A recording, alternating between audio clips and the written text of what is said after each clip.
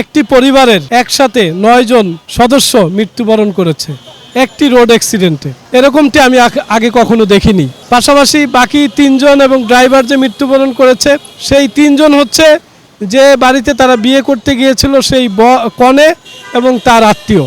তার মানে হচ্ছে তারাও এই পরিবারেরই সদস্য হয়ে গেছিল। তার মানে হচ্ছে একটি পরিবারের সবাই নিহত হয়েছে।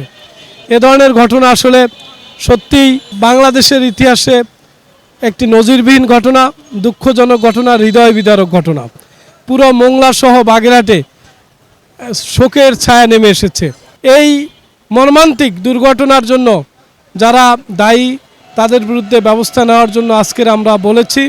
পাশাপাশি পরিবারটি যাতে ক্ষতিপূরণ পায় সে কথাটিও বলেছি এবং এই ধরনের ঘটনা যাতে আর না ঘটে সেজন্য আমরা বলেছি এবং সরকারকে অতি দ্রুত এই মোংলার যে গুরুত্বপূর্ণ একটি অঞ্চল, মোংলা বাংলাদেশের দ্বিতীয় সমুদ্র বন্দর, এই অঞ্চলে যাতে অতি দ্রুত মিনিমাম 4 লেন রাস্তা হয় এবং প্রশস্ত রাস্তা হয়ে যাতে রাস্তাটি যাতে অত্যন্ত ভালো উপকরণ দিয়ে তৈরি হয়, যাতে বারবার ভেঙে না যায়, সেই দাবিটিও আমরা জানিয়েছি।